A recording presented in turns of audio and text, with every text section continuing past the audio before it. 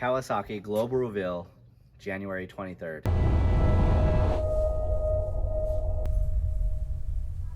It was gonna be on the October, if you guys followed our last video, it was a few months back, but they pushed to January. It's gonna be the 23rd. So stay tuned, subscribe for that, because we're gonna be getting the info day of, and who knows, maybe if Kawasaki wants to work with us, we'll add another one to the fleet and see how it does against these two big cars.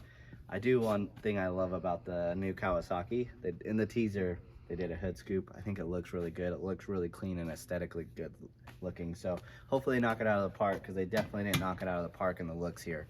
But thanks for watching. Thanks for tuning in. Hopefully Jason can go over some of the specs of the new car, what you know. Well, I just know from what we've worked on the street bike side. Well, it looks like they're gonna jump to the 4-cylinder gang, you know what I mean? Are they? Is that what it is? Yeah. A 4-cylinder with a supercharger? So what they make is the supercharged H2 street bike. Okay.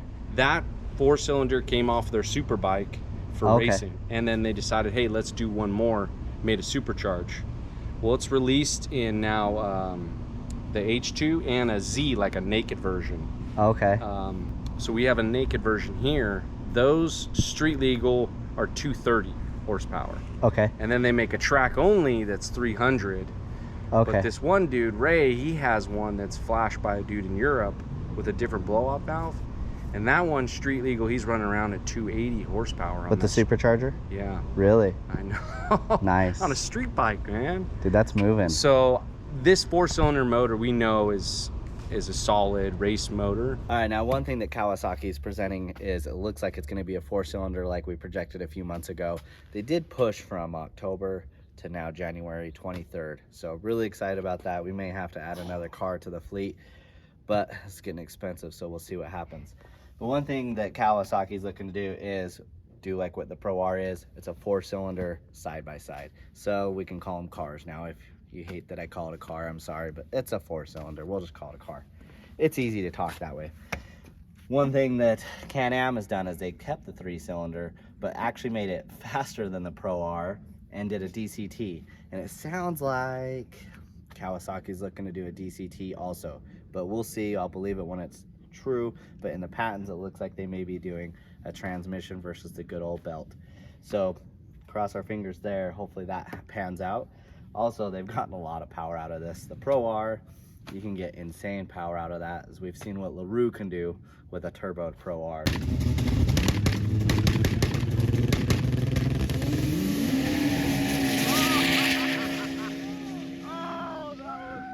Either way, I'm going to be pretty stoked. And the best thing about it all is both of them are crazy fast, and I think we're going to have a third candidate that's really fast without having to go to E85 or do any alcohol or anything like that and really soup it up. Having 91, I love that because you get the distance and you also get reliability, I feel. The one thing I'm really hoping that Kawi knocks it out of the park with is going to be width and suspension. These both are really wide. I love it out here in the Southwest. You gotta love a wide side-by-side. As much as everybody hates that look, I know Kawi's not gonna do that, but this thing is crazy stable. But I'm sure they're gonna do a live valve, just like, you know, the Pro R has the live valve. You know, we got the Smart Shocks here, so I'm sure they're gonna do an electronic suspension. It's not like something new for them, so I think they're gonna do that. I just pray, Kawasaki, please make the spring strong on both of these cars within 500 miles. I've lost ground clearance and I'm bottoming out left and right. Like, let's make a big, strong spring, please. But also one thing I do like about the suspension in the Pro R, and I'm hoping Kawi does that, is making the suspension modes in the live valve. I'm hoping they make them like night and day difference. In the Pro R, it's a pretty good difference with all the suspension modes. I would say with the Maverick R, the suspension modes don't really seem to give me that much difference. So I'm hoping Kawasaki knock it out of the park there. Also, these are getting expensive, so please, Kawasaki, throw us a bone. And I know these cars are dirty. If you'd like to help us out, get on our Patreon, $2 a month. Help me get these cars cleaned. I just don't have time to work, play, ride, make videos, and clean. Cleaning is my last priority. Now, Chad's not here. He wanted me to mention a few things that he really hates about this and likes about that, and it's the nav. The BRP Go nav setup, the screen it's great to have a screen here, and it has some gauges and it's got a little bit more information. But as far as that goes, Can-Am did not knock it out of the park with the BRP Go. It's not very good. But the steering wheel is a little bit bigger in the Polaris Pro R, which it looks like in the Kawasaki it is also. But one thing I do love about the Pro R is this big red button right here.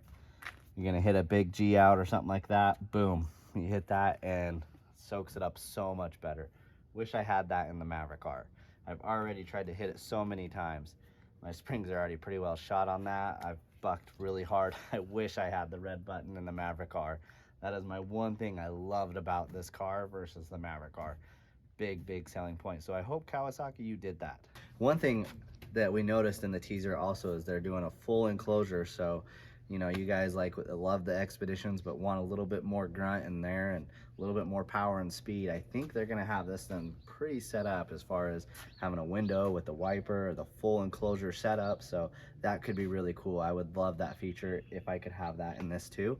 I mean, most of the time I don't need it, but there's those times when we go up north, I would really like that full enclosure. Hoping Kawasaki will throw out the 4-seat right out of the gate, but they didn't with the KRX. It took them a few years to get into a 4-seat. I'm hoping they'll do it quick, because I will say this, I'd much rather have this Maverick R in a 4-seat. Same with the Pro R, I'd much rather have it in a 4-seat, especially if you're not into just strictly racing only. And it's just that wheelbase. It just helps you to travel through the whoops a lot better when you got that little bit more wheelbase. So, and also through the washes, all the little chop, that 4-seater just a little bit better in my opinion. So, and these get a little bit rowdy. The 2-seaters are a lot more fun to drive, but they get a little rowdy in a 2-seat. You are kicking side to side, up and down, even though they got amazing suspension with both of them and they have an amazing ability, but just a lot of power you're trying to put in this small little box. So please, 4-seat with the KRX. All right, I will say Can-Am, you guys knocked it out of the park when it comes to the drive mode. So hopefully Kawasaki, you mimic more of the Can-Am versus the Polaris in this one. Because right here, as you can see, we got normal, sport, and sport plus. And those 3 modes in the engine all 3 of those are way different drive modes. They feel completely different from one to the other. And so they knocked it out of the park there. So I hope Kawasaki, get those drive modes in there with all this big power. It's nice to have those couple different modes in case you're rock crawling versus high pace, high speed stuff, or going to the sand dunes and wanting just max power. So good job Can-Am there. Hopefully Kawi, you follow along on that. Stay tuned. Thanks for watching. Thanks for subscribing. Happy Thanksgiving. I can't wait for the Kawasaki to come out. And Kawi, hook us up. These things are getting expensive and I'm not getting enough Patreon accounts. So need some help. Thank you guys.